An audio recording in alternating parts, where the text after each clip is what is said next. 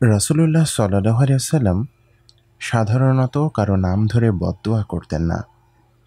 কিন্তু একবার তিনি ৭ জন কাফিরের নাম ধরে বদদোয়া করেন।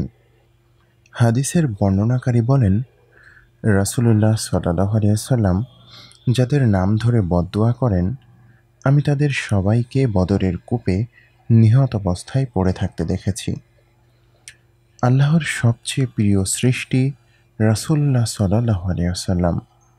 তার ওপর শারীরিক অত্যাচার করা হলে তিনি সর্বশক্তিমান আল্লাহর কাছে জালিমদের নাম ধরে বিচার দেন।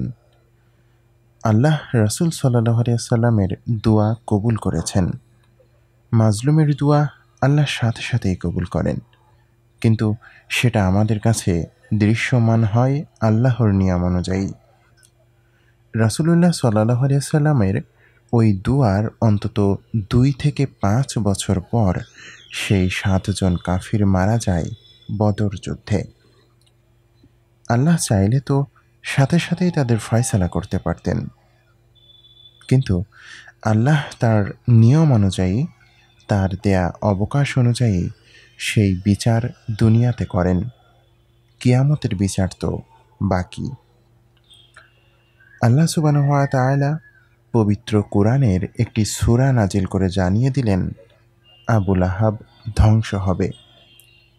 রাসূলুল্লাহ সাল্লাল্লাহু আলাইহি ওয়াসাল্লামের যুগের আর কোনো কাফিরের নামোচ্চারণ আল্লাহ পবিত্র কুরআনে করেননি। সেই আবু লাহাব তার ভাতিজাকে অর্থাৎ সাল্লাল্লাহু আলাইহি ওয়াসাল্লামকে কি না করেছেন। তার কলার ধরে টেনেছে, ঘরের সামনে আবর্জনা রেখেছে। আল্লাহ পবিত্র কুরআনে একটি সূরা নাজিল করা সত্ত্বেও সেই আবু লাহাবের পরিণতি আসতে অন্তত ১২ বছর লাগে। আবু জাহেল নির্মমভাবে হত্যা করে সুমাইয়া রাদিয়াল্লাহু আনহা এবং ইয়াসির রাদিয়াল্লাহু আনহুকে। তাদের ছেলে আম্মার ইবনে ইয়াসির রাদিয়াল্লাহু আনহু, তিনি মক্কায় যতদিন ছিলেন ততদিন চোখের সামনে দেখতে পান তার মা বাবার হত্যাকারী আবু জাহেল কি আরামে ঘুরে বেড়াচ্ছে। তার মা বাবার হত্যাকারীর পরিণতি দেখতে তাকে অপেক্ষা করতে হয়েছে অন্তত ১০ বছর।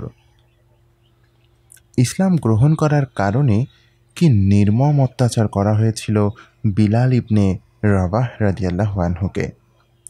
মরুভূমির প্রখর রোদের মধ্যে শুয়ে পাথর চাপা দেয়া হতো।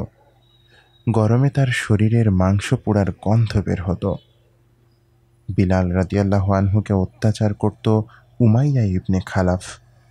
তিনি লিটারেলি প্রতিশোধ নেন এই অত্যাচারের প্রায় ১৩ বছর পর।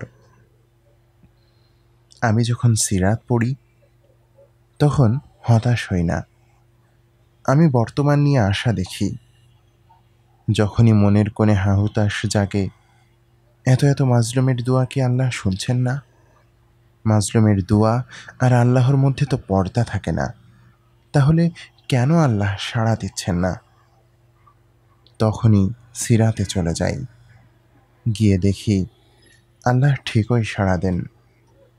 আমি যখন যেভাবে চাচ্ছি সেভাবে না, আল্লাহ সাড়া দেন আল্লাহর সুন্নাত অনুযায়ী। মাজলুম হিসেবে আমার আপনার কাজ চেষ্টা করা, দোয়া করা, আল্লাহ সাড়া দিবেন এই ইয়াকিন রাখা।